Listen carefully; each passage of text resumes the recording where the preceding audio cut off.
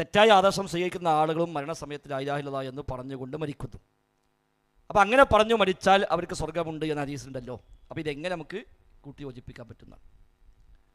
2-3 കാര്യങ്ങൾ നമ്മൾ മനസ്സിലാക്കുക. ഒന്ന്, ഇങ്ങനെ മരിക്കുമ്പോൾ പറഞ്ഞു എന്ന് പറയുന്ന പല ആളുകളും ചിലതൊക്കെ സ്ഥിരപ്പെട്ട സംഭവങ്ങളെ അല്ല, അതങ്ങനെ അങ്ങാണ്ട് പറഞ്ഞ് പ്രചരിപ്പിച്ച് കൊണ്ടുപോവുകയാണ് ചിലതൊക്കെ. 2, കേവലം ഒരു പറച്ചിലല്ല ഹദീസിൽ വന്ന ആശയം കൊണ്ട് ഉദ്ദേശിക്കുന്നത്. കാരണം ആ ഹദീസ് മാത്രമല്ല, ഇപ്പം ലാ ഇലാഹ ഇല്ലല്ലാഹ് പറഞ്ഞവൻ സ്വർഗത്തിലാണെന്ന് ഹദീസിലുണ്ട്. ലാ ഇലാഹ ഇല്ലല്ലാഹ് പറയാത്തവർ ആരാളുള്ളത്? അപ്പം എല്ലാവരും സ്വർഗത്തിലാകുമോ? ഇല്ല. താബഈങ്ങൾ ചോദിക്കുന്നുണ്ട്, അലൈസ മിഫ്താഹുൽ ജന്നത്തി ലാ ഇലാഹ ഇല്ലല്ലാഹ്, ലാ ഇലാഹ ഇല്ലല്ലാഹ് അല്ലേ സ്വർഗത്തിൻ്റെ താക്കോൽ?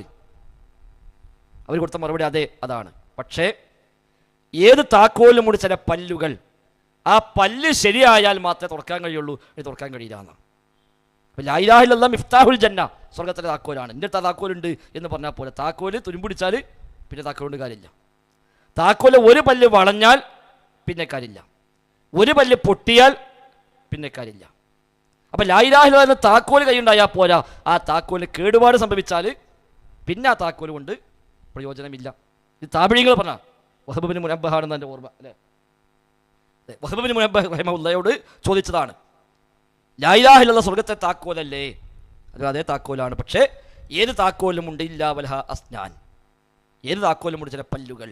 ഒരു ശരിയായ പല്ലുള്ള താക്കോലാണോ തുറക്കാം, ഇല്ലേ തുറക്കാൻ പറ്റില്ല. അപ്പം കേവലം പടച്ചൽ കൊണ്ട് മാത്രം തുറക്കാൻ പറ്റുന്നതല്ല ലാ ഇലാഹ ഇല്ലല്ലാഹ് എന്ന താക്കോല്. വിശുദ്ധ ഖുർആൻ പറഞ്ഞ കാര്യമാണ്. ഫിർഔന് മരിക്കാനത്ത് പറഞ്ഞ വാക്കെന്താണ്? ഞാൻ മൂസയുടെയും ഹാറൂനെയും റബ്ബിൽ വിശ്വസിച്ചിരിക്കുന്നു എന്ന് പറഞ്ഞിട്ടാണ് മരിക്കണത്. സാഹിരികൾ സുജൂദിലായി വീണപ്പോൾ പറഞ്ഞ വാക്കെന്താ? ആമന്നാ ബിറബ്ബി മൂസ വ ഹാറൂൻ, മൂസയുടെയും ഹാറൂനെയും റബ്ബിൽ ഞങ്ങൾ വിശ്വസിച്ചു.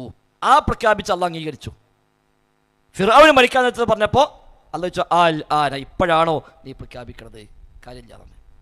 അപ്പോൾ കേവലം ഒരു പ്രഖ്യാപനം എന്നതുകൊണ്ട് മാത്രം ആർക്കും പ്രയോജനമില്ല. നമ്മളായാലും ആരായാലും ശരി, കേവലം ഒരു താണ് ചൊല്ലി മരിച്ചു ബാക്കിയെല്ലാം ക്ലിയറായി എന്ന് വിചാരിക്കാനില്ല. എന്നാൽ നല്ല മനത്തിൽ ലക്ഷണങ്ങളിൽ പെട്ട ലക്ഷണമാണ് ഇത് ചൊല്ലി. അത് മാത്രമല്ല, ഇപ്പോൾ നെറ്റിത്തരം വിയർക്കുക നല്ല ലക്ഷണമാണ്. അതിനർത്ഥം മരിക്കുമ്പോൾ വിയർപ്പ് കണ്ടാൽ ഇവരൊക്കെ സ്വർഗത്തിലാണെന്നാണോ? അല്ലല്ലോ. മരിക്കുമ്പോൾ ഒരുത്തൻ വിയർപ്പ് കണ്ടു അതുകൊണ്ട് അയാൾക്ക് സ്വർഗത്തിലാണ് എന്ന് പറയാൻ പറ്റുമോ? ഇല്ല. നല്ല മരണങ്ങളുടെ ലക്ഷണങ്ങളിൽ പെട്ടതാണ് ഇതൊക്കെ. ഒരു അമൽ സ്വാലിഹ് ചെയ്തുകൊണ്ടിരിക്കുക മരിക്കുക ഹുസ്നുൽ ഖാത്തിമയാണ് എന്ന് അങ്ങനെ ചെയ്തവരൊക്കെ സ്വർഗത്ത് പോകുമെന്ന് പറയാൻ പറ്റില്ല. അതും ഒരു അടയാളമാണത്. ആ അടയാളം ഉണ്ടായാൽ ബാക്കിയൊന്നും ഇല്ലെങ്കിലും ശരിയാവുന്നല്ല.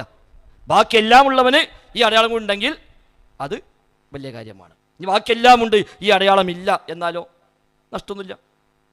വളരെ സ്വാലിഹാണ്, വളരെ എല്ലാം ശരിയാണ്, വളരെ നന്മ കൂടുതലാണ്, മരിക്കുമ്പോൾ ചെല്ലാതെ മരിച്ചു, അതുകൊണ്ട് മാത്രം അയാൾ നരകത്തിൽ പോകുക ഇല്ലല്ലോ. അപ്പം യഥാർത്ഥത്തിൽ കേവലം ഒരു ചൊല്ലിപ്പടച്ചിൽ എന്നതല്ല ആ ഹദീസിൻ്റെ ആശയം. ലാ ഇലാഹ ഇല്ലല്ലാഹുമായി ബന്ധപ്പെട്ട് ഇങ്ങനത്തെ ഒരുപാട് ഹദീസുകൾ കാണാൻ പറ്റും. ലാ ഇലാഹ പ്രഖ്യാപിച്ചവൻ സ്വർഗത്തിലാണ്, ലാ ഇലാഹ ഇല്ലല്ലാഹ് പറഞ്ഞവൻ സ്വർഗത്തിലാണ് എന്നൊക്കെ തുടങ്ങിയ ഒരുപാട് അധ്യാപനങ്ങൾ കണക്കുകൾ. അതൊന്നും കേവലം ഒരു പ്രഖ്യാപിക്കലോ കേവലം ഒരു പറയലോ അല്ല ഉദ്ദേശിക്കുന്നത്. വഹബ് ബിൻ മുനബ്ബഹ് റഹിമഹുല്ലാഹ് പറഞ്ഞ പോലെ അതിൻ്റെ എല്ലാ ഷർത്തും ഫർളും അർക്കാനും പാലിച്ചുകൊണ്ടുള്ള ലാ ഇലാഹ ഇല്ലല്ലാഹ്, അതാണ് സ്വർഗത്തിലേക്കുള്ള താക്കോൽ. വല്ലാഹു അഅലം.